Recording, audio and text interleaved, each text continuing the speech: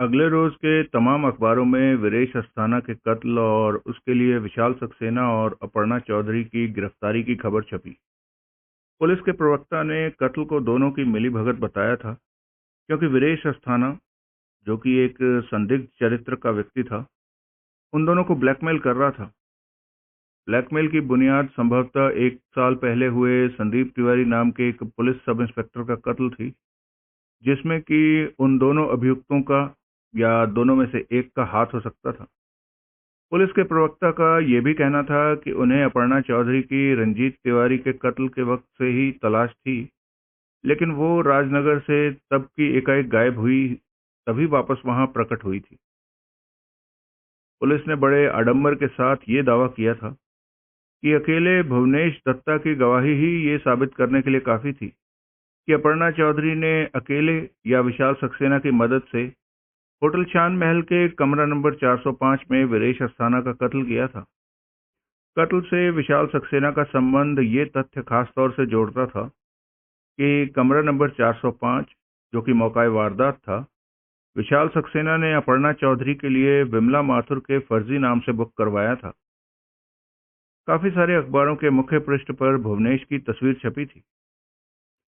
Police के एक प्रवक्ता ने इस बात पर खासा जोर दिया था कि मर्डर वेपन, जिससे निकली एक गोली, घातक गोली जो पोस्टमार्टम द्वारा हत्याप्राण के जिस्म से निकाली गई थी, विशाल सक्सेना के पास से बरामद हुआ था, और पुलिस का बैलिस्टिक एक्सपर्ट निर्विवाद रूप से इस बात की तस्दीक कर चुका था कि घातक गोली उसी रिवॉल्वर से चली थी।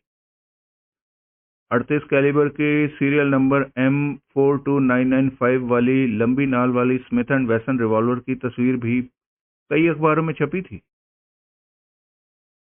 ब्लास्ट में सुनील कुमार चक्रवर्ती की बाईलाइन के साथ सविस्तार ये छपा था कि कैसे पुलिस की स्टार विटनेस भुवनेश दत्ता की अपर्णा चौधरी की शिनाख्त से संबंधित गवाही भ्रामक और गुमराह करने वाली हो सकती थी। उस रोज सबसे पहले सुनील विनोद पाहुजा के घर पहुंचा। उसने उसे घर से निकलने की तैयारी में पाया। मैं ऑफिस के लिए रवाना हो रहा था, वो बोला। खातिर जमा रखो, सुनील मीठे स्वर में बोला। मेरी वजह से तुम्हें देर नहीं होगी। कैसे आए? यही जानने के लिए आया कि पुलिस के साथ कैसी बीती। बहुत बुरी बीती यार, ऐसी तैसी फेर के रख दी उस इंस्पेक्टर ने मेरी। लेकिन फिर भी उस टेलीफोन कॉल ने मुझे बचाया, जो कि मैंने तुम्हारी राय पर उसके आने से पहले उसके ऑफिस में की थी। फिर भी एहसान मानने की जगह तेवर दिखा रहे हो। मैं तो नहीं दिखा रहा तेवर। खैर, जाने दो। टेप का जो स्पूल तुम्हारे पास था वो तुमने पुलिस को सौंप दिया? हाँ। उस इंस्पेक्टर को उसकी खबर नहीं थी, लग भी नहीं सकती थी। वो नहीं जान सकता था कि मशीन पर से पहले कोई स्पूल उतार लिया गया हुआ था। दुरुस्त। इसी वजह से मेरे उसको वो स्पूल सौंपने ने उस पर अच्छा असर डाला था। उसने वो टेप सुना? हाँ, पुलिस हेडक्वार्टर ले जाकर मेरी ही मशीन पर मेरे सामने सुना। तुम्हें वो हेडक्वार्टर लेकर गया था? हाँ। क्यों? मेरे रिकॉर्डिंग इक्विपमेंट की शिनाख्त के लिए, जो कि होटल शान महल से हेडक्वार्टर पहुंचाया जा चुका था। वहीं उसने मेरे सामने मेरे वाला टेप भी सुना था और बाकी के 2 और टेप भी सुने थे। क्या नतीजा निकला? कुछ नहीं। पुलिस को और क्या बताया तुमने? ऐसा कुछ नहीं बताया जो कि मैं पुलिस के यहाँ पहुंचने से पहले तुम्हें नहीं बता चुका था। पक्की बात? हाँ। Okay, thank you for nothing. Sunil Bhuvnesh के घर पहुंचा। उसे देखकर भुवनेश ने ऐसी शक्ल बनाई जैसे घर में चोर घुसाया हो। प्यारे लाल, तुम्हारी कोई रंजिश या अदावत है तो रमाकांत से है, सुनील बोला। मेरा नाम प्यारेलाल नहीं है, वो भुनभुनाया। सॉरी, मैं भूल गया था। यहाँ कैसे आए? तुमसे 1 मिनट बात करना चाहता हूँ। मैं आपसे कोई बात नहीं करना चाहता। प्यारे मेरे भाई, मैंने कहा ना कि रमाकांत, मैंने आज का ब्लास्ट पढ़ा है। तो कोई कसर नहीं छोड़ी आपने अपने अखबार के जरिए ये साबित करने में कि मुलजिम की मेरे द्वारा की गई शिनाख्त गलत थी। गलत नहीं कहा था मैंने, भ्रामक और गुमराह करने वाली कहा था। एक ही बात है, मैं आपसे कोई बात नहीं करना चाहता। तुम्हारी ये ढिठाई इस बात का सबूत है कि तुम ब्लास्ट से खौफ खाते हो। क्या मतलब? ब्लास्ट के अलावा सारी तमाम अखबारों में तुम्हारी गवाही की और तुम्हारी बड़ी हवा बनाई गई है। तुम्हारी तस्वीर तक छापी गई है पुलिस की स्टार विटनेस के तौर पर। एक ब्लास्ट ही इकलौता अखबार है जिसने तुम्हारी गवाही पर, मुलजिम की तुम्हारी शिनाख्त पर सवालिया निशान लगाया है। तुम्हें भी अंदेशा है कि ब्लास्ट तुम्हारी गवाही की हवा निकाल सकता है, इसलिए तुम उसके किसी प्रतिनिधि से कोई बात नहीं करना चाहते। ऐसी कोई बात नहीं है प्यारेलाल। मुझे करेक्ट करने की कोशिश मत करना कि तुम्हारा नाम प्यारेलाल नहीं। ब्लास्ट के किसी प्रतिनिधि से बात करने से इनकार करना भी अपने आप में एक न्यूज़ होगा, जो कि कल ब्लास्ट के मुख्य पृष्ठ पर तुम्हें सुर्खियों में छपी दिखाई देगी। मुझे आपसे बात करने में कोई खौफ नहीं है। That's good news. लेकिन आप जितना मर्जी जोर लगा लीजिए, यह हकीकत नहीं बदलने वाली कि मैंने उस लड़की की निर्विवाद और पक्की शिनाख्त की थी। किस लड़की की? अपर्णा चौधरी की। या उस लड़की की जिसे तुमने होटल शान महल के कमरा नंबर 303 से निकलते देखा था? एक ही बात है। होटल शान महल में शिनाख्त की जो ड्रिल पुलिस ने तुम्हारे से करवाई थी, वो मेरे सामने करवाई थी। इसलिए मुझे बखूबी याद है कि तब वो शिनाख्त तुमने कैसे की थी। कैसे की थी? फौरन नहीं की थी, एकाएक नहीं की थी, तस्वीर निगाहों के सामने आते ही नहीं की थी। तुमने शिनाख्त काफी सोच कर, काफी झिझक कर की थी।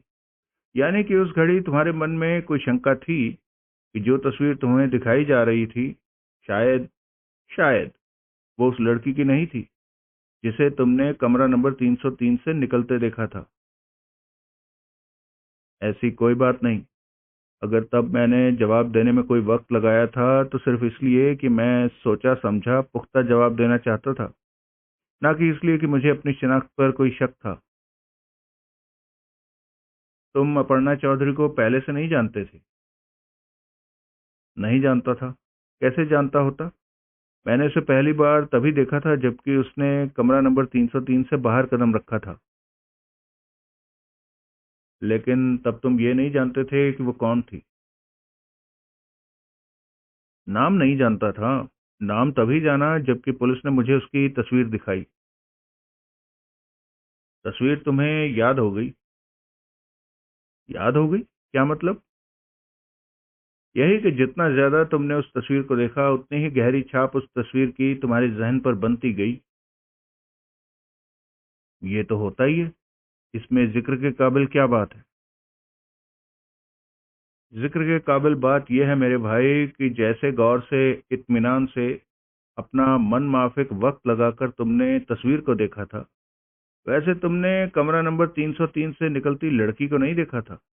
मैंने तुम्हें पहले ही बताया था कि, मुझे याद है आपने मुझे पहले क्या बताया था।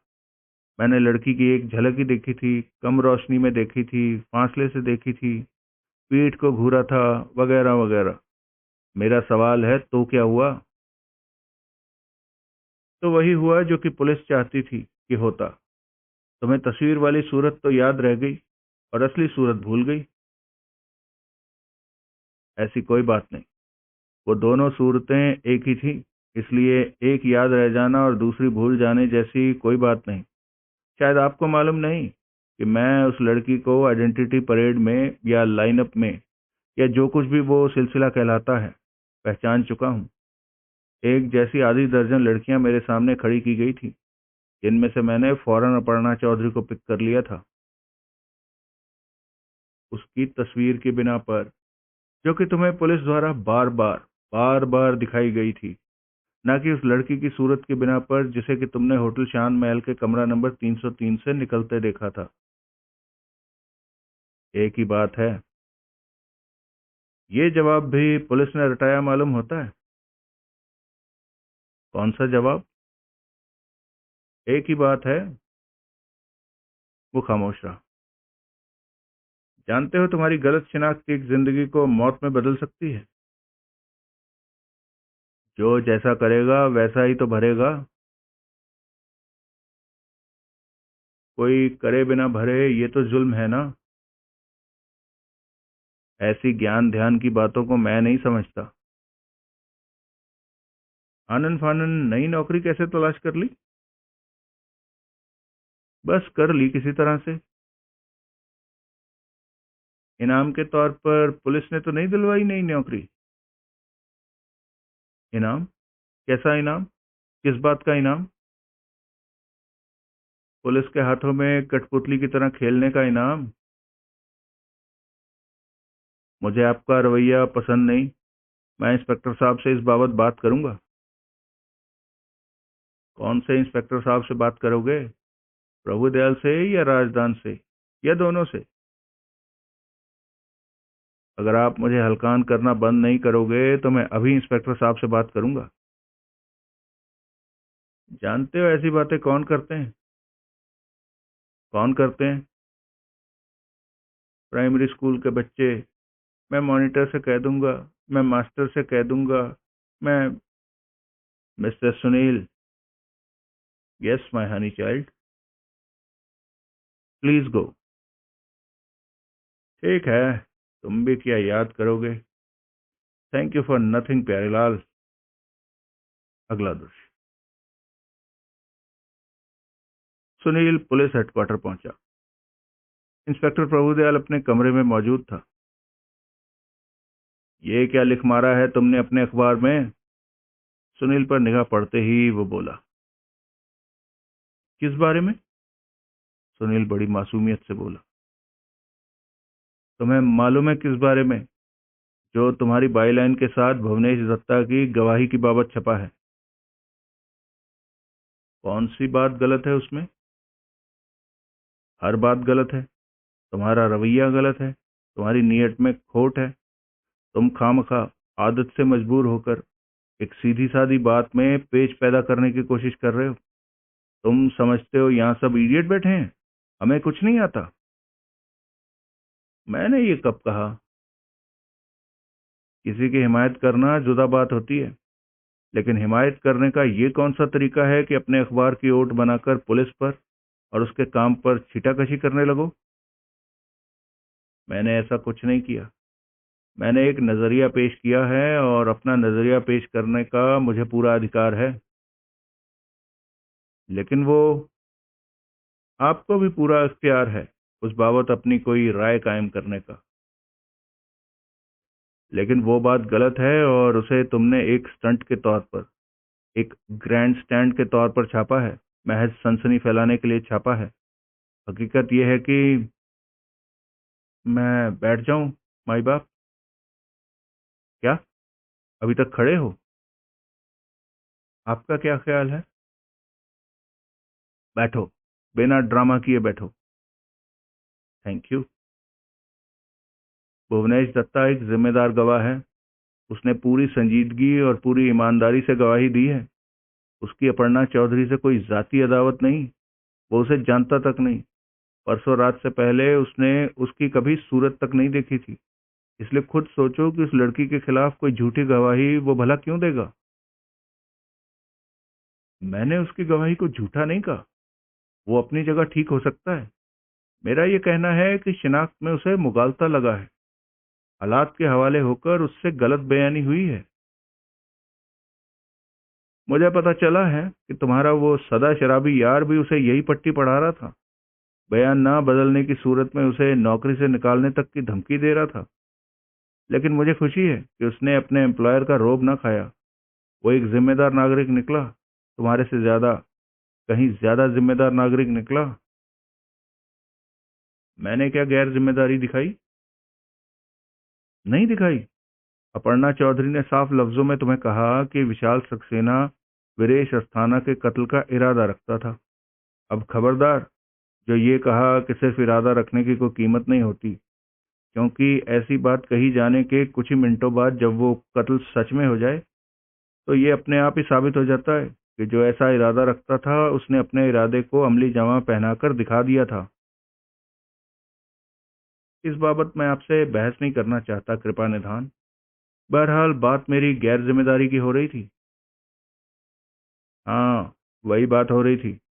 ये बात गैर जिम्मेदारी की नहीं कि तुम्हारे सामने ये राज फाश हुआ कि एक कत्ल होने वाला था, लेकिन तुमने इस बात की खबर पुलिस को देने की कोशिश न की।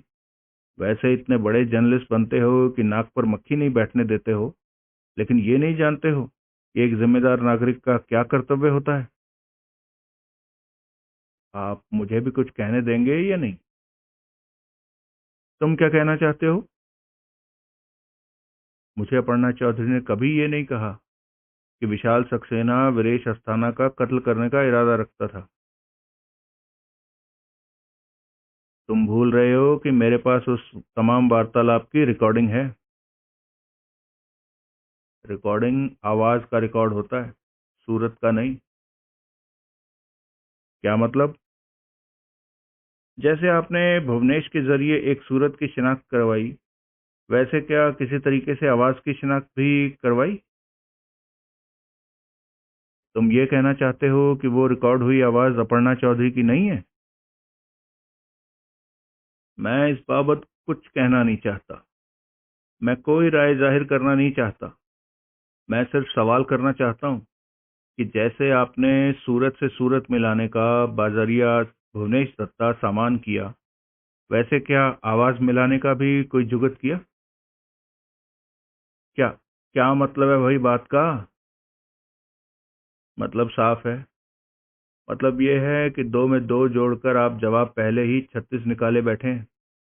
आप इस बात को सुनना ही नहीं चाहते, खातिर में ही नहीं लाना चाहते कि जो लड़की मेरे से मिली थी वो अपर्णा चौधरी नहीं थी। क्यों खातिर में नहीं लाना चाहते?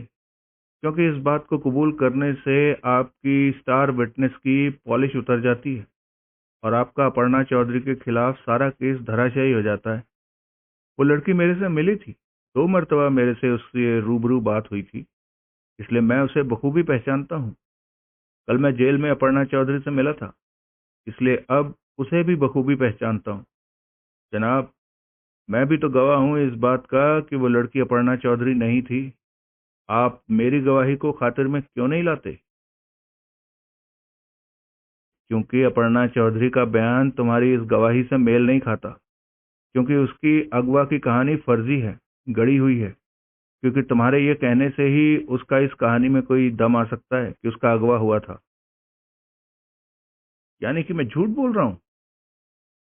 हाँ। क्यों? क्योंकि तुम्हें उस लड़की से हमदर्दी है, क्योंकि वो एक मुसीबत ज़दा है, क्योंकि वो डैमसेल इन डिस्ट्रेस है, और क्योंकि तुम आदत से मजबूर हो। मैं उस लड़की को जानता तक नहीं। क्या पता चलता है? कल शाम से पहले मैंने उसकी सूरत तक नहीं देखी थी। बोला ना, क्या पता चलता है? मुझे एक बात बताओ। क्या? क्या बताऊं? एक लड़की मुझे होटल में मिलती है और कहती है कि विशाल सक्सेना वीरेश अस्थाना का खून करने को आमादा है, और उसका इतना कहना आपको सक्सेना के खिलाफ पर्याप्त सबूत लगता है, और उस लड़की के खिलाफ भी उसके एक खूनी की सहयोगिनी होने का पर्याप्त सबूत लगता है। अब आप मुझे ये बताइए कि अगर उस लड़की ने ये कहा होता कि इंस्पेक्टर प्रभुदयाल किसी वीरेश अस्थाना का कत्ल करने का इरादा रखता था, तो क्या ये आपके खिलाफ पर्याप्त सबूत होता आपको कातिल साबित करने के लिए? इस बात का जवाब ये सोच के दीजिएगा कि इस वक्तव्य की रिकॉर्डिंग भी उपलब्ध होगी और मकतूल की लाश भी उपलब्ध होती। वो जुदा बात है। कैसे जुदा बात है? वो लड़की अपर्णा चौधरी है और कातिल की सहयोगिनी है। वो मेरी सहयोगिनी नहीं हो सकती थी। अगर वो सहयोगिनी थी तो क्यों उसने अपने सहयोगी के खिलाफ इतनी खतरनाक बात अपनी जुबान से निकाली? क्योंकि उसे खबर नहीं थी कि उसकी बात रिकॉर्ड हो रही थी। क्यों खबर नहीं थी? वो रिकॉर्डिंग का इंतजाम वहां सेट करने के लिए विनोद पहुजा को ऑर्डर देने वाला कौन था? खुद विशाल सक्सेना, जिसकी कि अपर्णा चौधरी आप सहयोगिनी बताते हैं। सहयोगिनी होते हुए भी हो सकता था कि उसे रिकॉर्डिंग वाले इंतजाम की खबर ना रही होती। सब कुछ हो सकता है, सिर्फ यही नहीं हो सकता कि आपके गवाह ने अपर्णा चौधरी की गलत शिनाख्त की थी। हाँ, ये नहीं हो सकता। जबकि आज से पहले दर्जनों सैकड़ों गवाह ऐसी गलत शिनाख्त दर्जनों सैकड़ों बार कर चुके हैं। इस बार ऐसी कोई गुंजाइश नहीं। सुनील ने असहाय भाव से गर्दन हिलाई। प्रभुदयाल ने एक विजेता की तरह उसकी तरफ देखा। सहयोगिनी से आपका क्या मतलब है? सुनील ने फिर कोशिश की। कोई किसी का वाकिफकार हो या किसी के किसी से गहरे ताल्लुकात हो या मान लो कि रिश्तेदारी भी हो, तो क्या इतने से ही उसके अपने कथित सहयोगी के हर स्याह सफेद में शामिल होने की गारंटी हो जाती है? हो जाती है। मैं मिसाल देता हूँ। रमाकांत तुम्हारा दोस्त है। क्या वो नहीं है शामिल तुम्हारे हर स्याह सफेद में? नहीं तैयार हो जाएगा वो तुम्हारे लिए खून करने के लिए, या तुम उसके लिए खून करने के लिए?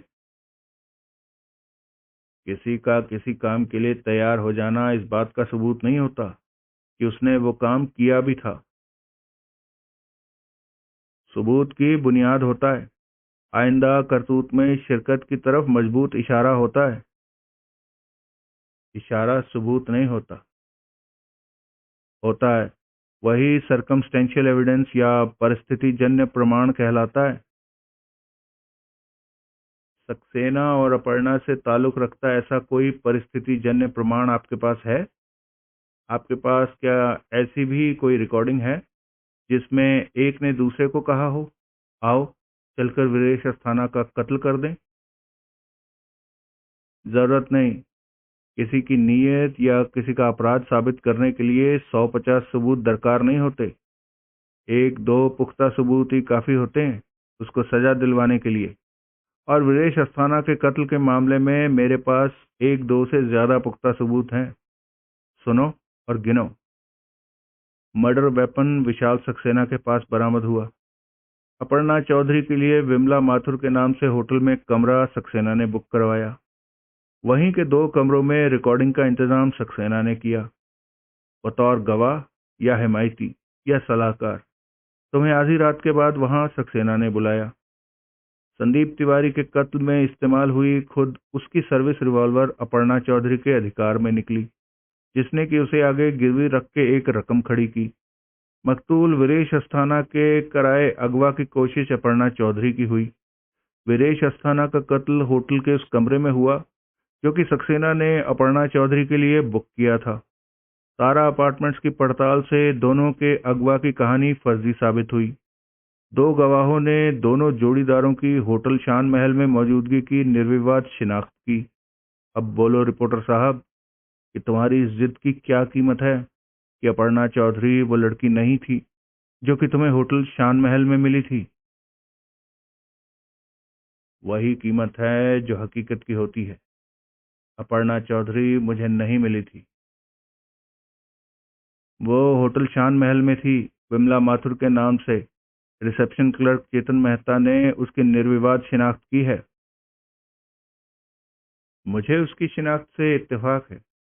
उसने अपर्णा चौधरी की होटल में मौजूदगी की शिनाख्त की थी, जो कि कोई बड़ी बात नहीं, क्योंकि ये बात तो अपर्णा चौधरी खुद कबूल करती है। क्या कबूल करती है? ये कि वही फर्जी नाम वाली विमला माथुर थी। हाँ। अगर उसकी नीयत साफ थी तो फर्जी नाम रखने की क्या जरूरत थी? इसलिए जरूरत थी क्योंकि पुलिस को उसकी पहले से तलाश थी। क्योंकि सब इंस्पेक्टर संदीप तिवारी के कत्ल के बाद से ही वो भी श्रीपत राय के साथ गायब थी, जिस पर कि आप लोगों को संदीप तिवारी का कातिल होने का शक था। वो फर्जी नाम हो चुकी वारदात की वजह से था। न कि होने जा रही वारदात की वजह से। होने जा रही वारदात की वजह से भी हो सकता है। अपनी विलक्षण याददाश्त की वजह से रिसेप्शन क्लर्क चेतन मेहरा ने उसकी तस्वीर से उसकी शिनाख्त न की होती तो क्या पता लगना था उसकी होटल में मौजूदगी का। फिर तुम्हारी ही बात सच्ची हो जाती कि वो तुमसे होटल में नहीं मिली थी। आप मेरी पेश नहीं चलने दे रहे जनाब। प्रभुदयाल हंसा। तभी कमरे का दरवाजा खुला और एक हवलदार ने भीतर कदम रखा। साहब जी, वो अदब से बोला, चेतन मेहरा आ गया है। भेज दो, प्रभुदयाल बोला। वो यहाँ किस लिए? सुनील उत्सुक भाव से बोला। पाहुजा की रिकॉर्डिंग मशीन पर रिकॉर्ड हर बात को टाइप करा लिया गया है, लेकिन उस ट्रांसक्रिप्ट से ये पता नहीं चल रहा कि कौन सी बात कब कही गई थी, यानी कि कौन सा वार्तालाप मुतवातर था और कौन से में वक्फा था। वक्फा था तो कितना वक्फा था। इस संदर्भ में मुझे चेतन मेहरा से कोई मदद मिलने की उम्मीद है, इसलिए उसे यहाँ तलब किया गया है। आई सी। अब तुम चलो। एक मिनट प्लीज। अब क्या है? कल रात मैं चेतन मेहरा से मिला था, लेकिन किसी वजह से मेरा उससे वार्तालाप अधूरा रह गया था। अब जबकि वो यहाँ आ रहा है तो जरा मुझे भी 2 मिनट के लिए उससे फिर बात करने का मौका दीजिए। क्या बात करोगे? मालूम पड़ जाएगा, आपके सामने ही तो करूंगा। पहले क्या बात कर चुके हो? सुनील खामोश रहा। फिर तो खड़े हो जाओ। सुनील ने उठने का उपक्रम ना किया। सुना नहीं? प्रभुदयाल टपट कर बोला। बताता हूँ। गुड, मैं सुन रहा हूँ। सुनील ने संक्षेप में पिछली रात अपने और चेतन मेहरा के बीच हुआ वार्तालाप दोहराया। प्रभुदयाल बोला। इनमें से कौन सी बात अहम है तुम्हारे ख्याल से? खटकने वाली बातें तो कई हैं, लेकिन उनकी अहमियत क्या है ये समझ में नहीं आ रहा। मसलन क्या है खटकने वाली बातें? एक तो यही है कि चेतन मेहरा को 1 साल पहले आनन फानन ऐसी उगाई के लिए पणजी क्यों भेजा गया जिसमें कि उसे 1 महीना लगा। दूसरे, ऐसा क्यों कर हुआ कि फोन पर पहले पुलिस को बुलाने की डिमांड की गई और फिर बात को हंसी में उड़ा दिया गया। भाई, वो एक बदनाम होटल है जहाँ की लोग बाग कॉल गर्ल्स के साथ आकर ठहरते हैं। ऐसी ही किसी लड़की ने वो गैर जिम्मेदाराना हरकत की होगी। वो कॉल कमरा नंबर 303 से की गई थी, जहाँ की कोई कॉल गर्ल नहीं ठहरी हुई थी। आपके पास उपलब्ध रिकॉर्डिंग से इस बात की तस्दीक की जा सकती है। तुम क्या कहते हो उस बाबत? मैं ये कहता हूँ कि वो बात फोन पर अपर्णा चौधरी ने कही थी, तब कही थी जबकि वहां उसके अगवा का सामान किया जा रहा था। ऐसा था तो उसने बाद में वो बात हंसी में क्यों उड़ा दी? फोन पर ये क्यों कहा, अरे कुछ नहीं हुआ था, ऐसे ही मजाक हुआ था। तभी दरवाजा खुला और चेतन मेहरा ने भीतर कदम रखा। उसने पहले सकपकाकर सुनील की तरफ देखा और फिर प्रभुदयाल का अभिवादन किया। आओ मेहरा, आओ, बैठो, प्रभुदयाल बोला। मेहरा झिझकता सा सुनील के पहलू में एक कुर्सी पर आ बैठा। मेरी तुम्हारी बात बाद में होगी, पहले सुनील की सुन लो, जो कि तुमसे एक आध सवाल करना चाहता है। कल मेरी तुम्हारी बातचीत अधूरी रह गई थी, सुनील जबरन मुस्कुराता हुआ बोला। इसलिए? मेहरा खामोश रहा। कल तुमने मुझे बताया था कि पहले किसी ने रिसेप्शन पर फोन करके पुलिस को बुलाने को कहा था, लेकिन बाद में जब तुमने वापस घंटी दी थी तो बात को हंसी में उड़ा दिया गया था। हाँ, मेहरा सावधान स्वर में बोला। तुम्हारी याददाश्त बढ़िया है, तुम्हें उस पर नाज है। पुलिस तक पर तुम्हारी याददाश्त का रोब गालिब है। मेरा सवाल ये है कि क्या फोन पर तुम्हारे द्वारा सुनी गई पहली बार की और दूसरी बार की आवाज एक ही थी? क्या मतलब? मेहरा सकपकाया सा बोला। क्या वो दोनों आवाजें जुदा नहीं थी? क्या ऐसा नहीं था कि पुलिस को बुलाने को कहने वाली आवाज किसी एक लड़की की थी और बाद में उस बात को हंसी में उड़ाने वाली बात किसी दूसरी लड़की की थी? फिर पहुंच गए पुरानी जगह पर? प्रभुदयाल वितृष्णापूर्ण स्वर में बोला। फिर साबित करने में लग गए कि अपर्णा चौधरी का अगवा हुआ था। तुम्हें तो छूट देना ही गुनाह है। माई बाप, सुनील विनीत स्वर में बोला। पहले इसका जवाब तो सुन लो। क्या जवाब सुन लूं? वही जो ये देगा। क्या जवाब देगा? वही जो सुनेंगे तो मालूम होगा। इसे कुछ कहने तो दीजिए। कहो भाई, क्या कहते हो? वो आवाजें, मेहरा कठिन स्वर में बोला, मुख्तलिफ हो सकती हैं। क्या? पहले मेरी इस बात की तरफ तवज्जो नहीं गई थी, लेकिन अब जबकि खास इस बात का जिक्र आ रहा है तो मेरा यही जवाब है कि दोनों आवाजें मुख्तलिफ थी। यानी कि, सुनील ने तरह दी, जिस लड़की ने तुम्हें पुलिस बुलाने को कहा था उसी ने तुम्हें ये नहीं कहा था कि वो महज एक मजाक था। हाँ, यानी कि उस कमरे में दो लड़कियां मौजूद थी, एक जो पहले खुद बोली और दूसरी जो तुम्हारे वापस घंटी देने के जवाब में बोली। हाँ। पक्की बात? हाँ। अब क्या कहते हो इंस्पेक्टर साहब? इसे अपनी याददाश्त पर कुछ ज्यादा ही गुमान हो गया मालूम होता है। माई बाप, इसकी याददाश्त को तरोताजा करने का और अपना खुद का कोई नतीजा निकालने का आपके पास जरिया मौजूद है? क्या? पाहुजा की रिकॉर्डिंग मशीन की टेप। आप संबंधित टेप यहां मंगवा कर बजाइए, खुद सुनिए और इसे सुनने का मौका दीजिए। साथ में तुम्हें भी। क्या हर्ज है? अब वो टेप कोई सीक्रेट तो रहे नहीं। ब्लास्ट में ही उनके अस्तित्व की बाबत सब कुछ छपा है। प्रभुदयाल खामोश रहा। प्रभु प्लीज, सुनील याचनापूर्ण स्वर में बोला। अच्छा अच्छा, शुक्रिया माई बाप। टेप रिकॉर्डर और संबंधित टेप का स्पूल मंगवाया गया और उसे उस वार्तालाप पर चलाया गया। एक से ज्यादा बार चलाया गया। पुलिस को बुलाओ और, अरे कुछ नहीं हुआ था, ऐसे ही मजाक हुआ था, को कई बार सुना गया। दो जुदा आवाजें हैं, मेहरा बोला। साफ साफ, सुनील बोला। प्रभुदयाल ने भी बड़ी संजीदगी से सहमति में सिर हिलाया।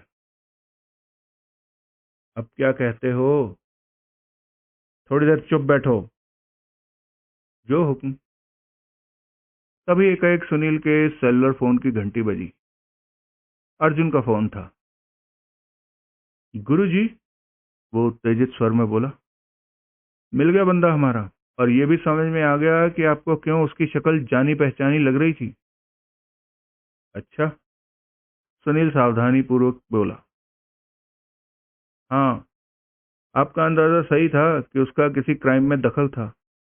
गुरुजी, करारे क्राइम में दखल था। क्या किया था उसने? अपने चार दोस्तों के साथ एक बैंक को लूटने की कोशिश की थी। पांचों पकड़े गए थे। वारदात में इसका रोल कम था, इसने सिर्फ कार चलानी थी, इसलिए इसे कम सजा हुई थी, 3 साल की। सारा विवरण बमए चेतन मेहरा की तस्वीर 6 साल पहले के ब्लास्ट में छपा मिला है। बढ़िया। उसकी फोटोकॉपी बनवा के रख। बनवा ली है? शाबाश। शाबाशी तो मैंने कल ही ले ली थी। अच्छा, कैसे? आपकी ऑफिस टेबल के नीचे के दराज में से आपकी वैट 69 की बोतल निकाल ली थी। सुनील ने संबंध विच्छेद कर दिया और फोन वापस जेब में रख लिया। प्रभुदयाल तब भी ध्यान मग्न बैठा था। जेल से कब छूटे? सुनील सहज भाव से बोला। चेतन मेहरा चौंका। प्रभुदयाल भी चौंका।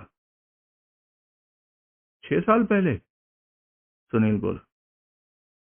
एक बैंक डकैती के सिलसिले में तुम्हें 3 साल की सजा हुई थी। तुम एक सजा याफ्ता मुजरिम हो। यही वजह है तुम्हें कोई स्टडी जॉब ना मिलने की, और यही वजह है तुम्हारे होटल शान महल की नौकरी में बने रहने की, जहां कि तुम्हें आधी तनख्वाह में डबल काम करना पड़ता है। मेहरा के चेहरे पर हवाइयां उड़ने लगी। तो कैसे जाना? बड़ी कठिनाई से कह पाया वो। कैसे भी जाना, लेकिन ये हकीकत है, कबूल करो। है भी तो। प्रभुदयाल भड़का। इस बात का मौजूदा केस से क्या लेना देना है? इसके काले अतीत का इसके वर्तमान से क्या रिश्ता है? वो सब मेरी समझ में आ गया है। मुझे कुछ कहने का मौका दें तो बताऊं। मैं कुछ नहीं सुनना चाहता। मैं तुम्हें अपनी कोई नई सुनीलियन पुड़िया देने का मौका नहीं देना चाहता। सुनना तो आपको पड़ेगा। क्या? मेरी जुबानी नहीं तो ब्लास्ट के जरिए सुनना पड़ेगा। आप मेरी जुबान को ताला लगा सकते हैं, लेकिन मेरे अखबार की आवाज को खामोश नहीं कर सकते। माई बाप, जो बात अभी सिर्फ आपको जानने का मौका मिल रहा है, उसे तब जाना तो क्या जाना जबकि दुनिया जान जाएगी। इतने नादान तो आप नहीं हैं कि अपनी मुंह छूची होने का मौका छोड़कर आप इसलिए मेरी बात ना सुने क्योंकि आप मेरे खिलाफ हैं। मैं तुम्हारे खिलाफ नहीं हूं। प्रभुदयाल अपेक्षाकृत नम्र स्वर में बोला। मैं केवल तुम्हारी हरकतों के खिलाफ हूं। मेरी गलत हरकत इस वक्त तो कोई उजागर नहीं है, लेकिन अगर मेरी गलत हरकतों से भी आपको कुछ हासिल हो तो आप उस हासिल को नकार देंगे? क्या हासिल है मुझे? आपको कत्ल के केस का हल हासिल है। कहाँ है हल? अभी पेश होता है। मोहलत देके देखिए। सुनील ने बड़े नाटकीय अंदाज से अपनी कलाई पर बंधी घड़ी उतारकर अपने सामने मेज पर रखी। सिर्फ 5 मिनट की। क्या कहना चाहते हो? आपसे नहीं, इससे कहना चाहता हूं, इजाजत हो तो। कहो। देखो मेरे भाई। सुनील मेहरा की तरफ मुड़ा और आश्वासनपूर्ण स्वर में बोला। पहले तो तुम यही तसल्ली कर लो कि सजा याफ्ता मुजरिम होने की वजह से यहां तुम्हारे पर कोई पहाड़ नहीं टूटने वाला। सुबह का भूला शाम को तुम्हारे केस में 3 साल बाद घर आ जाए तो भूला नहीं कहलाता। तुमने गुनाह किया, तुम्हें उसकी सजा मिल गई, हिसाब साफ हो गया। समाज तो नहीं मानता। वो कातर भाव से बोला। समाज तो यही कहता है कि once a thief always a thief. सभ्य समाज एक सजा याफ्ता मुजरिम को अपने करीब नहीं फटकने देना चाहता। जेल से निकलकर पता नहीं मैंने कितनी नौकरियां की, लेकिन ज्यों ही पता लगता था कि मैं सजा काट कर आया अपराधी था, मुझे खड़े पैर नौकरी से निकाल दिया जाता था। होटल शान महल के मालिक को इस बात की खबर नहीं कि तुम सजा याफ्ता मुजरिम हो? है। इसलिए तो मुझे उस सेकंड क्लास होटल में थर्ड क्लास की नौकरी करनी पड़ रही है। सजा याफ्ता मुजरिम होने का ही तो ये खामियाजा भुगतना पड़ रहा है कि मुझे आधी तनख्वाह पर 12 घंटे की ड्यूटी करनी पड़ती है। शान महल की नौकरी कैसे मिली? एक बार खामखा इस शक की बिना पर पकड़ा गया कि मैं चरस के सिगरेट बेचता था। पकड़कर मुझे नारकोटिक्स कंट्रोल ब्यूरो के एक इंस्पेक्टर साहब के सामने पेश किया गया था। उन्हें मेरी बेगुनाही पर यकीन आ गया था, तो उन्होंने मेरी बदकिस्मती पर मेरे से बहुत हमदर्दी दिखाई थी। फिर उन्होंने ही मेरे लिए मेरी मौजूदा नौकरी का जुगाड़ किया था। मेरी अच्छी याददाश्त की वजह से उन्होंने मुझे उस होटल के रिसेप्शन क्लर्क की नौकरी के लिए बहुत फिट माना था। वो कैसे? वो बदनाम होटल था जो कि स्थानीय कॉल गर्ल्स का अड्डा बना हुआ था। मैनेजमेंट को लोगों के वहां कॉल गर्ल्स लाने में ऐतराज नहीं था, लेकिन किन्हीं बदनाम कॉल गर्ल्स की वजह से जो कि वहां हुड़दंग मचाती थी, ग्राहक का माल चोरी कर लेती थी। वहां आए दिन पुलिस का फेरा पड़ता था। मेरा काम यह भी था कि मैं ऐसी कॉल गर्ल्स की शिनाख्त करके रखूं और उन्हें या उनके साथ आए मर्दों को होटल में कमरा ना दूं। ऐसी कॉल गर्ल्स की वहां आमद क्योंकि रात को ही ज्यादा होती थी, इसलिए मुझे रात की ड्यूटी पर लगाया गया था। मेरे से पहले वाला वहां का नाइट क्लर्क तो बदनाम कॉल गर्ल्स का दलाल बन गया हुआ था। वो तो उन्हें रोकने की जगह वहां आने के लिए बढ़ावा देने लगा था। तब इंस्पेक्टर साहब ने उस क्लर्क को पकड़कर जेल भिजवाया था और उसकी जगह मुझे इस भरोसे के साथ वहां रखवाया था कि मैं ऐसी हरकतें नहीं करने वाला था। यानी कि वहां कॉल गर्ल्स का आना बंद हो गया था। आप बात को समझ नहीं रहे हैं। कॉल गर्ल्स का आना तो 5 स्टार होटल्स में बंद नहीं हो सकता। किसी के माथे पर थोड़ा ही लिखा है कि वो कॉल गर्ल है, लेकिन फिर लिखा भी होता है। मेरी नौकरी की अहम जरूरत ये थी कि वो सिलसिला चलता भी रहे, क्योंकि वो कमाई का सिलसिला है और उन लड़कियों पर अंकुश भी लगा रहे जिनकी वजह से वहां छापा पड़ने की नौबत आती है। यानी कि एक तरह से वहां तुम एनसीबी के उस इंस्पेक्टर के आदमी थे। नहीं, लेकिन वहां पर नौकरी मेरी क्योंकि उन इंस्पेक्टर साहब ने लगवाई थी, इसलिए वहां कोई ये बात मेरे मुंह पर जूते की तरह नहीं मारता था कि मैं सजा याफ्ता मुजरिम था। मुलाकात होती रहती थी। हाँ, अक्सर। हाँ, इंस्पेक्टर साहब होटल का चक्कर लगाते ही रहते थे। वो नहीं आते थे तो मैं उनके पास खिदमत पूछने पहुंच जाता था। तुम्हारी मौजूदा गवाही भी पुलिस की खिदमत का ही हिस्सा तो नहीं है? खबरदार, प्रभुदयाल आंखें निकालता बोला। मेरी गवाही में कोई खोट नहीं, मेहरा बोला। मैंने जो देखा जो सुना वही बयान किया। भाई बाप, आपके ख्याल से वीरेश अस्थाना का कत्ल क्यों हुआ? ये भी कोई पूछने की बात है? अब पूछ ही लिया है तो बता दीजिए। क्योंकि वह जानता था कि 1 साल पहले हुए सब इंस्पेक्टर संदीप तिवारी के कत्ल में अपर्णा चौधरी का हाथ था। ये बात संदीप तिवारी की उस सर्विस रिवॉल्वर से निर्विवाद रूप से साबित होती है, जो कि अपर्णा चौधरी के अधिकार में थी और जिसे उसने विशालगढ़ में 25,000 रुपए के बदले में गिरवी रखा था। तुम्हारी जानकारी के लिए विशालगढ़ की उस पाउन शॉप के मालिक को राजनगर बुलाया जा चुका है और उसका अपर्णा चौधरी से आमना सामना कराया जा चुका है। नतीजा वही निकला है जो कि अपेक्षित था। उसने अपर्णा चौधरी को रिवॉल्वर गिरवी रखने आई लड़की के रूप में साफ पहचाना है। अपर्णा चौधरी के पास इस बात का कोई जवाब नहीं कि वो रिवॉल्वर उसके पास कैसे पहुंच गई। वो कहती है कि उसे खबर नहीं थी कि वो हतप्राण संदीप तिवारी की सर्विस रिवॉल्वर थी और मर्डर वेपन था। वो रिवॉल्वर उसके पास कहां से आई, ये तो वो बताती नहीं। कल आपके पास संदीप तिवारी की तस्वीर थी, अभी भी पास हो तो जरा दिखा सकते हैं? क्यों?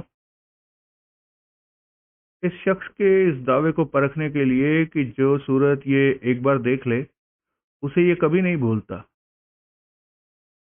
जरूरी है कि इसने संदीप तिवारी की सूरत कभी देखी हो?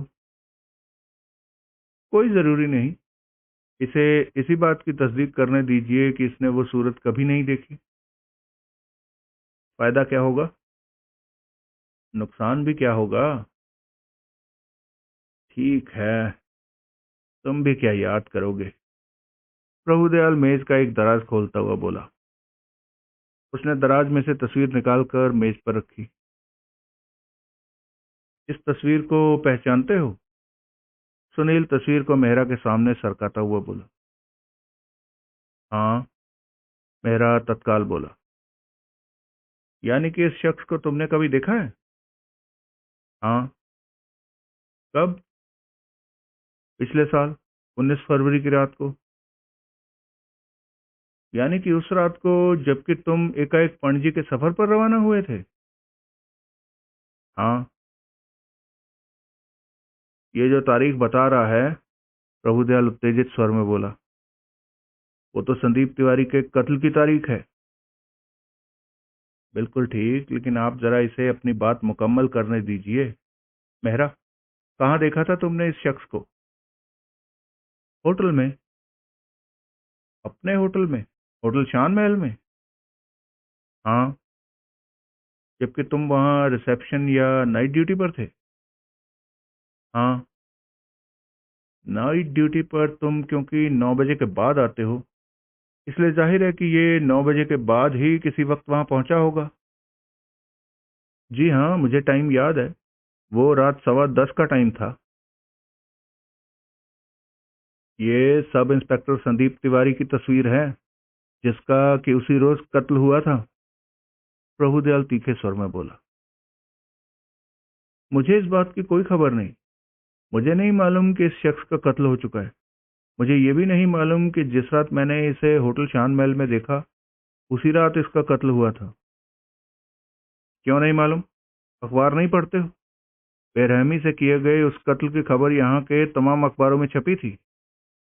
प्रभु, सुनील बोला, तुम भूल रहे हो कि ये शख्स उसी रात को ग्वालियर की गाड़ी चढ़ गया था और 1 महीने के बाद यहाँ वापस लौटा था।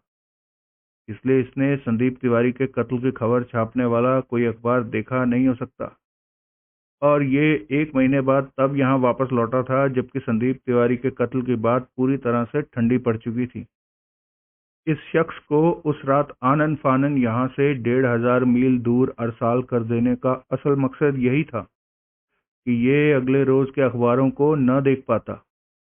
देख पाता तो जो पोल आज 1 साल बाद खुल रही है कि अपनी मौत से पहले संदीप तिवारी का आखिरी पड़ाव होटल शान महल था, वो तभी 1 साल पहले कत्ल से अगले रोज खुल गई होती। फिर होटल शान महल पर क्या कहर टूटता, ये बताने की जरूरत है? प्रभुदयाल भौचक्का सा उसका मुंह देखता रहा। तुम? फिर वो कर्कश स्वर में मेहरा से बोला, गारंटी करते हो कि ये शख्स, ये सब इंस्पेक्टर संदीप तिवारी, उस रात 10:15 बजे होटल शान महल में पहुंचा था? जी हाँ, मेहरा भयभीत भाव से बोला। वहां कहाँ गया था? ऊपर चौथी मंजिल के एक कमरे में ठहरे एक मेहमान के पास। वहां कहाँ गया था? मुझे नहीं मालूम। मैं चौथी मंजिल पर नहीं गया था। जाने की कोई वजह भी नहीं थी, लेकिन। क्या लेकिन? चौथी मंजिल के फ्लोर वेटर ने मुझे शिकायत की थी कि ऊपर उस कमरे में से झगड़े फसाद की आवाजें आ रही थी। वजह दरियाफ्त करने के लिए मैंने रिसेप्शन से उस कमरे में फोन लगाया था, तो सब शांत हो गया था। फिर कुछ नहीं। तुमने इस तस्वीर वाले शख्स को वापस नीचे लौटते नहीं देखा था? नहीं। क्यों? क्योंकि तब तक मेरी रिसेप्शन से छुट्टी कर दी गई और मुझे ग्वालियर की गाड़ी पकड़ने का हुक्म सुना दिया गया था। चौथी मंजिल के उस कमरे में कौन ठहरा हुआ था? वो होटल का एक रेगुलर मेहमान था, अक्सर वहां ठहरता था। वो तो हुआ, लेकिन वो था कौन? नाम क्या था उसका? याद है या भूल गए? याद है। तो बोलते क्यों नहीं हो? कौन था वो? वीरेश अस्थाना। यानी कि वही शख्स जिसका कि परसों रात उसी होटल में कत्ल हुआ? जी हाँ। यानी कि। सुनील बोला, आपका युवा सब इंस्पेक्टर, आपका बदनसीब सब इंस्पेक्टर होटल शान महल में वीरेश अस्थाना से मिलने गया और वहां से कभी लौट कर ना आया। अब ये खाका खींच कर समझाने की जरूरत है कि उसका कत्ल कब हुआ, कहाँ हुआ, कैसे हुआ और किसने किया। Stand up. क्या? Stand up and get out. लेकिन। Come on, be quick. लेकिन माई बाप, सुना नहीं? प्रभुदयाल गला फाड़कर चिल्लाया। Okay okay, don't get excited. Sunil अपने स्थान से उठकर दरवाजे की ओर बढ़ा। तभी एकाएक दरवाजा खुला और एक युवती के साथ रमाकांत ने भीतर कदम रखा। अपर्णा? प्रभुदयाल के मुंह से निकला। ये तुम्हारे साथ कैसे? मालको, रमाकांत बोला, ये अपर्णा नहीं है। ये अपना नाम महिमा बताती है। ये वो लड़की है जो मुझे होटल शान महल के कमरा नंबर 303 में मिली थी, सुनील जल्दी से बोला। जिसने मुझे अपना नाम अपर्णा चौधरी बताया था और जिसने अपने वाक जाल से वहां ये स्थापित करने की कोशिश की थी कि सक्सेना वीरेश अस्थाना का खून करने को आमादा था। ये ठीक कह रहा है? प्रभुदयाल कर्कश स्वर में बोला। लड़की ने भयभीत भाव से सहमति में सिर हिलाया।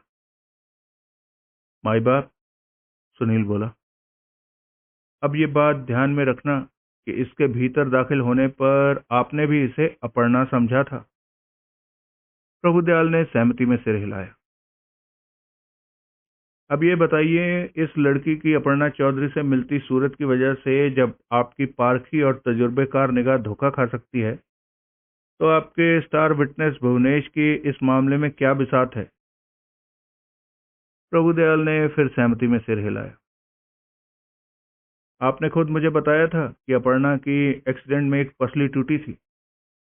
अगर आप इस लड़की की कोई पसली टूटी नहीं पाते हैं तो ये अपने आप में सबूत होगा कि ये अपर्णा नहीं है।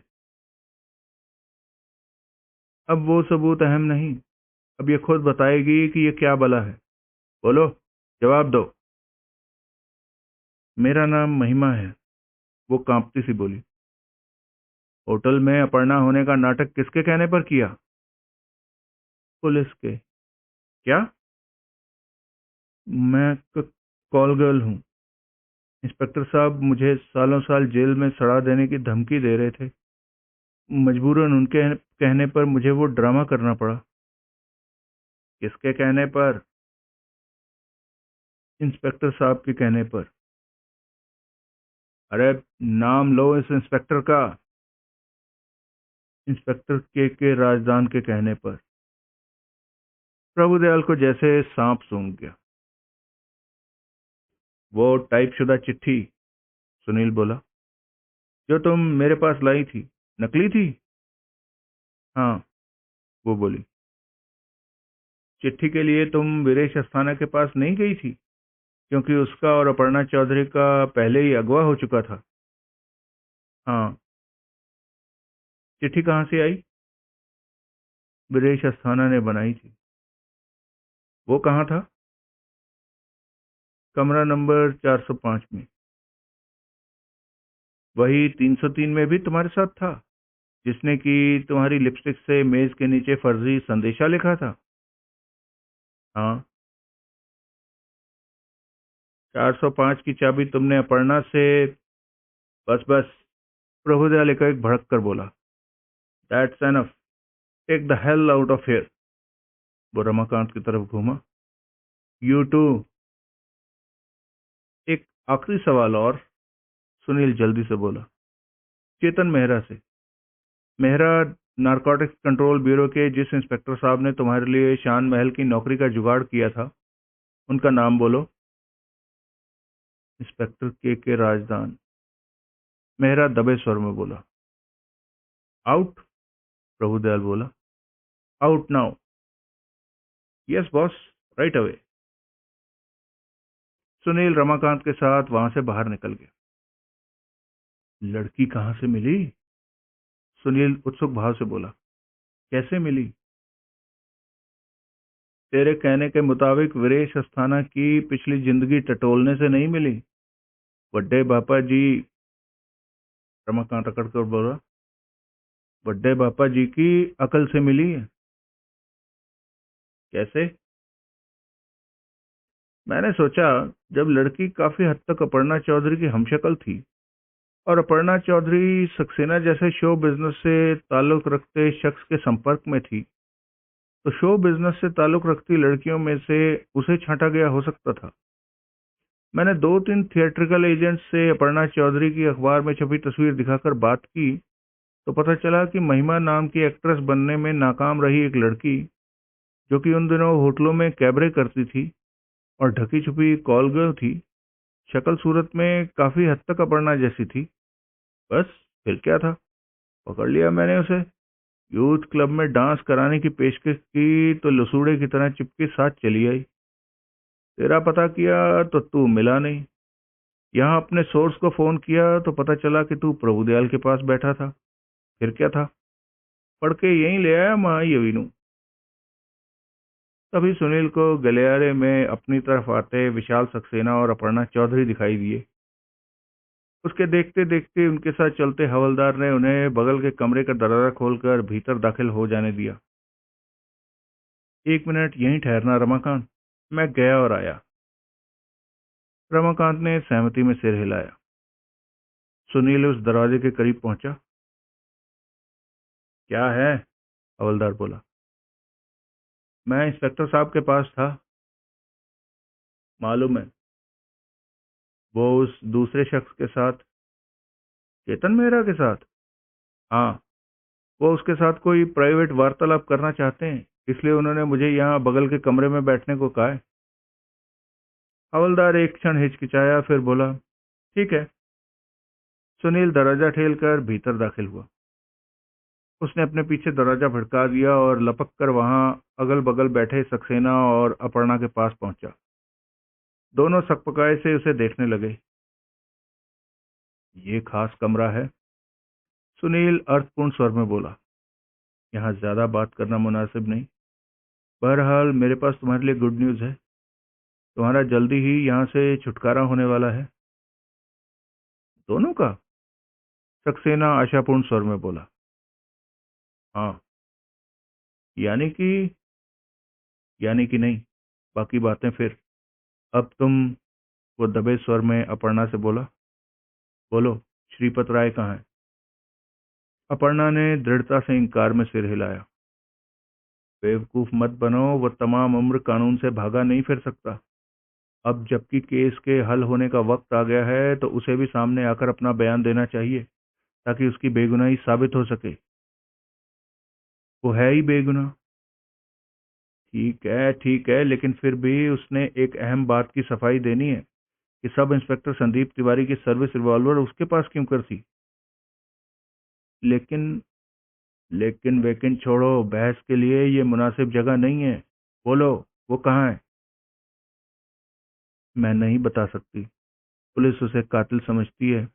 वो उसे फांसी पर टांग देंगे। अरे, अब नहीं समझती कातिल पुलिस उसे। अगर वो लोग अभी भी उसे ही कातिल समझते होते तो मैं तुम्हें ये गुड न्यूज़ क्यों कर दे पाता कि तुम्हारा यहाँ से छुटकारा होने वाला है। लेकिन मैं उसे, अभी भी लेकिन? सक्सेना, समझाओ इसे। अपर्णा, सक्सेना संजीदगी से बोला। सुनील का कहना मान, पता बोल। अपर्णा ने बोला। अगला दृश्य। सुनील रमाकांत के साथ यूथ क्लब के बार में बैठा हुआ था, जबकि रात 9 बजे प्रभुदयाल के कदम वहां पड़े। उस घड़ी वो सादे कपड़ों में था। आओ मालको, ये तो चींटी के घर भगवान आ गए। रमाकांत मीठे स्वर में बोला। वो तो पहले ही आ गए थे। प्रभुदयाल मुस्कुराता हुआ बोला। ये बोलो, फिर आ गए। खुश हैं जनाब? सुनील बोला। हूं तो सही। ये क्या चल रहा है पीला पीला सा? विस्की। अमरीक सिंह काला बिल्ला। रमाकांत बोला। इसका मतलब है Johnny walker black label. Sunil बोला। आपके लिए मंगाए माल को? रमाकांत ने पूछा। अगर तकलीफ ना हो तो। सुनील ने हैरानी से प्रभुदयाल की तरफ देखा। तकलीफ कैसी भराजी? रमाकांत चहका। गोली की दी ते गहने की दे। लेकिन यहाँ नहीं। कोई मुझे पहचान लेगा तो किरकिरी होगी, इमेज खराब होगी। गवर्नमेंट का इमेज हम कहीं खराब होने दे सकते हैं माल को? ऑफिस में चलते हैं, ऊपर बेडरूम में चलते हैं, कहीं भी, लेकिन यहाँ नहीं। तीनों ऑफिस में पहुंचे। काला बिल्ला ही ठीक है माल को, या कोई और ब्रांड मंगवाएं? रमाकांत बोला। और ब्रांड? प्रभुदयाल की भवें थी। जैसे भापे दी पसंद, 100 सवार, काली चिट्टी, टोया। प्रभुदयाल के चेहरे पर उलझन के भाव आए। That's favourite, 100 pipers, black and white, dimple. Sunil हंसता हुआ बोला, मेरे ख्याल से पहले वाली ठीक है। Johnny walker black level? हाँ, लार्ज विद सोडा। तत्काल ड्रिंक सर्विस हुई। तीनों ने चीयर्स बोला। फिर रमाकांत और सुनील ने अपने अपने ब्रांड के सिगरेट सुलगा लिए। May I also have one? Prabhudayal Sunil की तरफ हाथ बढ़ाता हुआ बोला। हैरान होते सुनील ने सिगरेट पेश किया और लाइटर से सुलगाया। गुड। प्रभुदयाल धुआं उगलता हुआ बोला। गुड। आज तो मुझे यही कहना पड़ेगा, सुनील बोला, कि बदले बदले मेरे सरकार नजर आते हैं। प्रभुदयाल हंसा। अब ये तो बताओ क्या हुआ? अच्छा हुआ, बढ़िया हुआ, ऑल इज वेल। वो तो तुम्हारे मिजाज से ही पता लग रहा है, लेकिन हुआ क्या? पहले तुम बताओ कि तुम्हें कैसे सूझा कि क्या माजरा था। मुझे तो इसी बात से सूझा कि जो बातें झूठी और बेबुनियाद लग रही थी, वो शायद झूठी और बेबुनियाद नहीं थी। हर किसी के पास सुनाने को एक असंभव कहानी थी जिस पर कोई विश्वास नहीं करने वाला था। मैंने सोचा मैं ही विश्वास करके देखूं। नतीजा सुखद निकला। मैं सुन रहा हूं। कोई एक संभावित बात इत्तेफाक हो सकती है, हादसे से हो सकती है, लेकिन बार बार एक ही बात ना इत्तेफाकन होती है, ना हादसों से। तभी मुझे एहसास हुआ कि मुख्तलिफ वाकयात में एक खास पैटर्न स्थापित था। मसलन श्रीपत राय अत्यंत रहस्यपूर्ण हालत में संदीप तिवारी के कत्ल के बाद रातों रात गायब हो गया था। उस कत्ल का मर्डर वेपन उसके अधिकार में था, जिसे कि उसने अपर्णा के जरिए आगे पॉन शॉप पर गिरवी रखा था। इन बातों की रूह में कौन मान लेता कि वो संदीप तिवारी के कत्ल के लिए जिम्मेदार नहीं था? कोई नहीं, किसी ने माना भी नहीं था। हमें आज तक भी बड़ी शिद्दत से उसकी तलाश थी। एग्जैक्टली। पुलिस वाले कई बार मुजरिम तक इस बिना पर पहुंच पाते हैं कि किन्हीं दो अपराधों की कार्यप्रणाली एक ही थी। मैंने भी यही सूत्र पकड़ा और वाकयात पर इस ख्याल से निगाह डाली कि क्या मौजूदा हालात में एक ही कार्यप्रणाली का दोहराव दिखाई देता था। मुझे वो दोहराव दिखाई दिया। विशाल सक्सेना के ही केस में दिखाई दिया, जिसकी अपनी अगवा की कहानी भी बिल्कुल असंभावित और अविश्वसनीय थी, और उसके कब्जे में भी एक मर्डर वेपन था। यानी कि जिस जंजाल में जिस शख्स ने पहले श्रीपत राय को फंसाया था, उसी शख्स ने उसी जंजाल में अब सक्सेना को फंसाया था। गुड। एक बात तुम्ही ने बताई थी कि अपनी जिंदगी में संदीप तिवारी किसी डोप पुशर या किसी छोटे मोटे डोप डीलर से नहीं, बल्कि ड्रग ट्रेड के उस टॉप बॉस की फिराक में था, जो कि कोई ताकतवर आदमी था। मुझे सक्सेना ने भी ये बात कही थी कि संदीप तिवारी श्रीपत राय जैसी किसी छोटी मछली पर हाथ डालकर ही तसल्ली नहीं कर लेने वाला था। वो बड़े मगरमच्छ पर, टॉप बॉस पर हाथ डालना चाहता था। अगर संदीप तिवारी उतना ही कर्मठ और उत्साही था जितना कि वो बताया जाता था, तो ये मानकर चलने में कोई हर्ज नहीं था कि वो अपने मिशन में कामयाब हो चुका था या कामयाबी के करीब पहुंच चुका था। इसका ये भी एक सबूत है कि वो वीरेश अस्थाना की बाबत जान चुका था, जो कि श्रीपत रॉय और टॉप बॉस के बीच की कड़ी था। ठीक। मेरे जहन में जिस बात ने सबसे ज्यादा और सबसे जोर की घंटी बजाई, वो ये थी कि पिछले साल संदीप तिवारी के कत्ल वाले रोज ही चेतन मेहरा को उसके एम्प्लॉयर ने खड़े पैर पणजी रवाना कर दिया था। उसको राजनगर से रुखसत करने की उन लोगों को इतनी जल्दी थी कि जो भी जिस भी दिशा की गाड़ी राजनगर से रात को रवाना होने वाली थी, उन्होंने उस पर मेहरा को सवार करा दिया। वो गाड़ी ग्वालियर की थी, जहाँ की वो अगली सुबह पहुंचा। वहां से प्लेन पर बंबई, और फिर आगे बस पर पणजी पहुंचा, जहां की 1 महीना बर्बाद करके उसने कोई रकम वसूली। ये सारा सिलसिला अपने आप में चुगली था कि इसमें अर्जेंसी वाली कोई बात नहीं थी। पणजी में जिस शख्स ने महीना लगाकर 4 किश्तों में उसे पेमेंट दी, उसके पास मेहरा एक दिन लेट पहुंच जाता, 2 दिन लेट पहुंच जाता, तो कोई पहाड़ नहीं टूट पड़ने वाला था।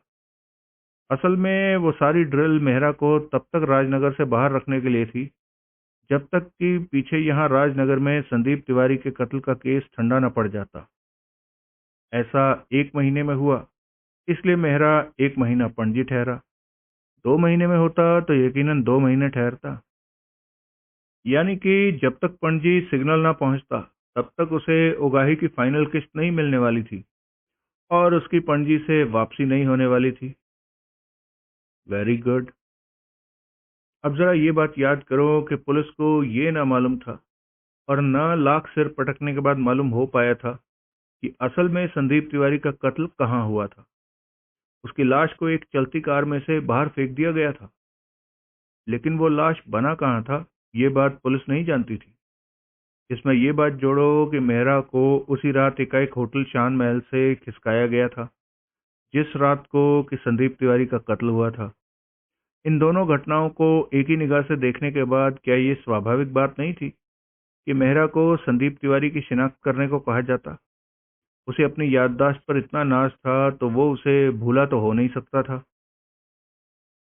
प्यारे हो, रमाकांत बोला, उसने संदीप तिवारी को होटल में पहुंचते ना देखा होता तो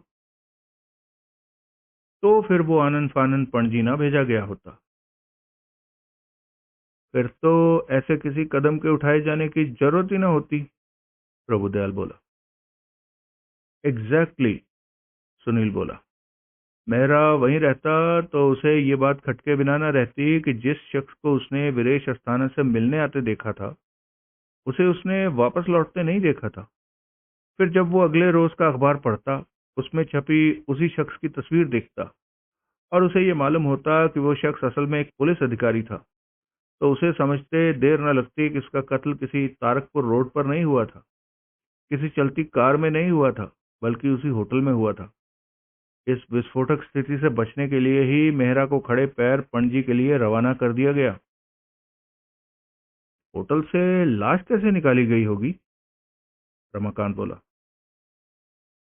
वैसे ही जैसे विशाल सक्सेना और अपर्णा चौधरी को कमरा नंबर 303 में गिरफ्त में लेकर वहां से निकाला गया था।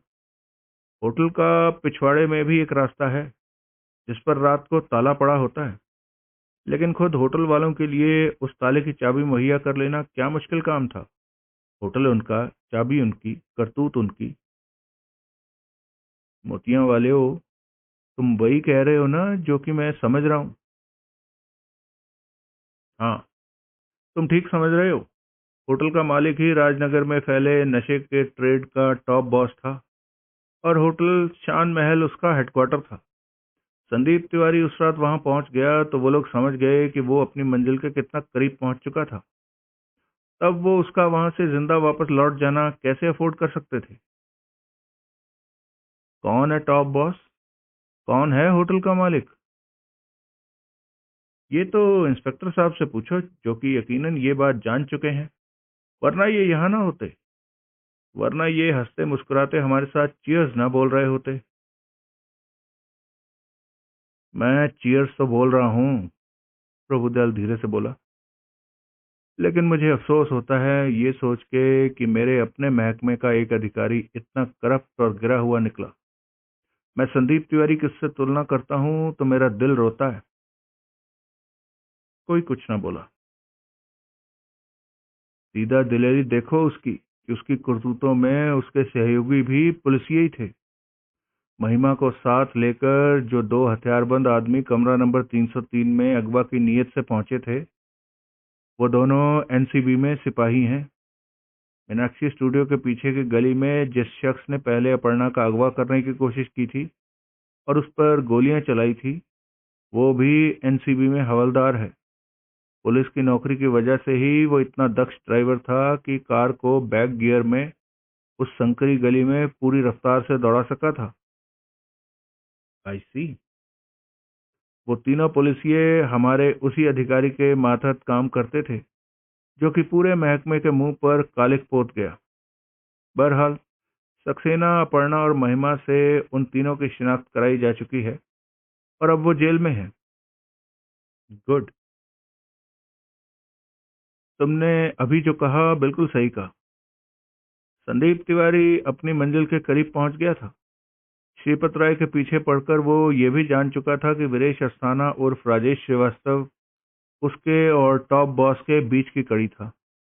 अपनी मेहनत से वो ये भी जान गया था कि होटल शान महल टॉप बॉस का हेडक्वार्टर था, जिसे कि कॉल गर्ल्स के लिए बदनाम जगह मशहूर ही इसलिए किया गया हुआ था कि उस छोटे अपराध के पीछे एक बड़ा अपराध छुपा रहता। उसे कॉल गर्ल्स का अड्डा ही समझा जाता, किसी ड्रग लॉर्ड का हेडक्वार्टर नहीं। इसे कहते हैं दाई के पीछे लोहार छुपाना, रमाकांत बोला। राई के पीछे पहाड़ छुपाना, सुनील बोला। वही प्यारे हो, अब मैं तुम्हारी काबिलियत का मुकाबला थोड़ा ही कर सकता हूँ। संदीप तिवारी ने, प्रभुदयाल बोला, एक ही गलती की कि उसने वहां अकेले कदम रखा। तब अभी उसे पूरी गारंटी नहीं रही होगी ना कि वो शेर की मान में कदम रख रहा था, सुनील बोला।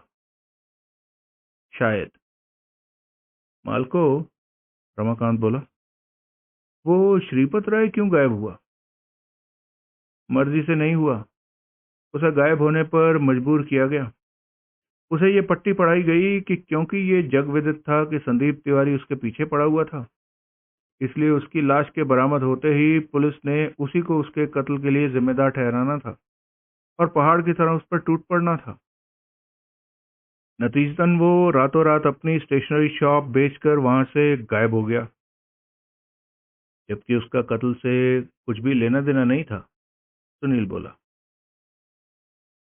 तो फिर संदीप तिवारी की सर्विस रिवॉल्वर उसके पास क्यों कर थी? रमाकांत ने पूछा। क्योंकि उसका पूरा ही पुलंदा बांधने के लिए वो उसके सिर थोपी गई थी। टॉप बॉस को, यानी कि उसके ड्रग सप्लायर को, ये बात मालूम थी कि उसके खुद के पास भी वैसी ही 38 कैलिबर की स्मिथ एंड वेसन रिवॉल्वर थी, जो कि वो डोप डीलर के खतरनाक धंधे में होने की वजह से अपने पास रखता था। और किसी को मालूम था या नहीं, लेकिन उस टॉप बॉस को जरूर मालूम रहा होगा कि वो विशालगढ़ में छुपा हुआ था। आखिर उसे छुपने के लिए प्रेरित करने वाला भी तो वही था। मेरा अंदाजा यह है कि वारदात के बाद कभी वो उससे मिलने विशालगढ़ गया होगा और वहां बड़ी चतुराई से उसकी रिवॉल्वर खुद कब्जा कर उसकी जगह वो मर्डर वेपन रखाया होगा, जो कि होटल में संदीप तिवारी के कत्ल के बाद से ही उसके अधिकार में था। यूं कभी वो पकड़ा जाता और मर्डर वेपन उसके पास से बरामद हो जाता तो वही संदीप तिवारी का कातिल मान लिया जाता। तुम्हारा अंदाजा बिल्कुल सही है, प्रभुदयाल बोला। उसके साथ यही धोखा हुआ था। वो बेचारा कैंसर का मरीज था जो कि सट्टा लगवाने और ड्रग्स बेचने के धंधे से हाथ ही इसलिए नहीं खींच सकता था क्योंकि उसे अपने महंगे इलाज के लिए रुपयों की जरूरत थी। धंधे से जबरन रिटायर कर दिए जाने पर विशालगढ़ पहुंचने के बाद देर सवेर उसकी माली हालत पतली हो जाना मामूली बात थी। तभी तो उसके साथ रहती उसकी वफादार संगिनी अपर्णा चौधरी को अपनी हीरे की अंगूठी और वो रिवॉल्वर गिरवी रखने पड़े थे। विशालगढ़ पहुंचने के बाद जिसकी तरफ उसने कभी झांक कर भी नहीं देखा था, इसलिए नहीं जानता था कि उससे मिलने और हमदर्दी जताने आया उसका बॉस उस पर मर्डर वेपन थोप कर उसको पक्की तरह से फंसा गया था। अब कभी वो राजनगर वापस लौटता तो वही फंसता। वो लाख दुहाई देता, उसकी कहानी पर कोई विश्वास न करता। रिवॉल्वर पर श्रीपत राय की उंगलियों का निशान था। वो क्या बड़ी बात थी।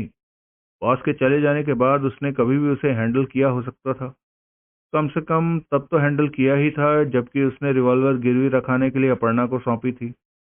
तब उसका कोई फिंगरप्रिंट उस पर बना रह जाना क्या बड़ी बात थी। ठीक। अब स्थिति ये पैदा होती है कि अपर्णा चौधरी के राजनगर वापस दिखाई देने ने उन्हें सस्पेंस में डाल दिया। इतना अरसा गुजर जाने के और काफी हद तक मामला ठंडा पड़ जाने के बावजूद उन्हें ये अंदेशा सताने लगा कि श्रीपत राय की वापसी उन पर फोकस बना सकती थी। वो किसी तरीके से ये साबित करने में कामयाब हो सकता था कि वो संदीप तिवारी का कातिल नहीं था।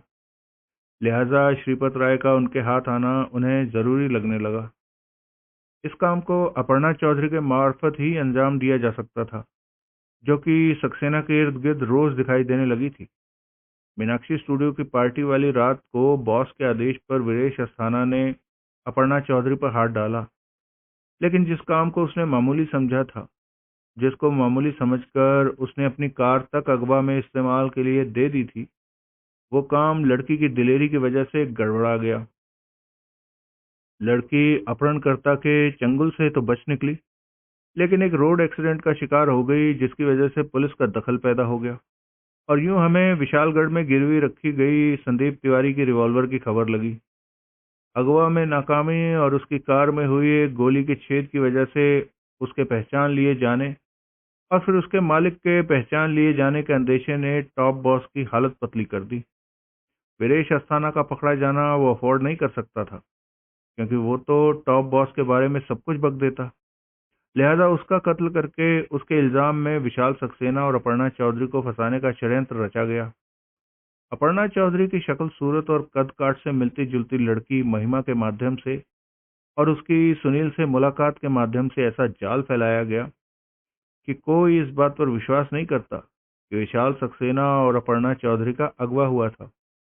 यानी कि बॉस ने जो स्टंट संदीप तिवारी के कत्ल का केस में श्रीपत राय के खिलाफ चलाया था, वही उसने वीरेश अस्थाना के कत्ल के केस में विशाल सक्सेना और अपर्णा चौधरी पर चलाया।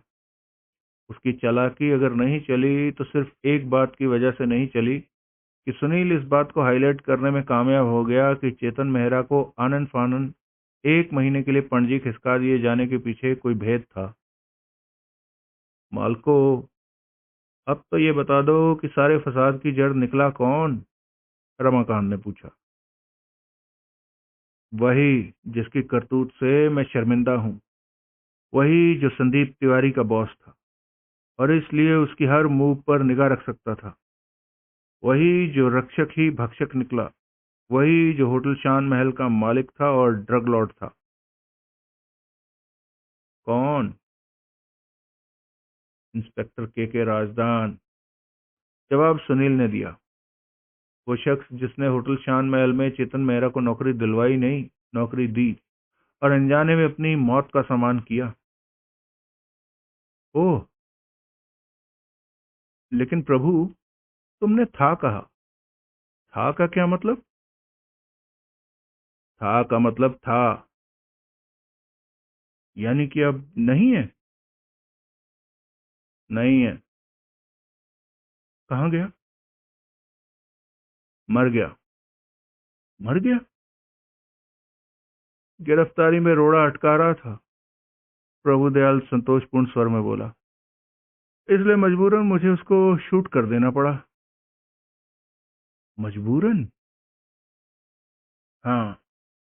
Now may I have another drink please? अमूमन मैं एक से ज्यादा ड्रिंक नहीं लेता, लेकिन आज मैंने रावण मारा है, इसलिए मैं 2 ड्रिंक लेना अफोर्ड कर सकता हूँ। समाप्त।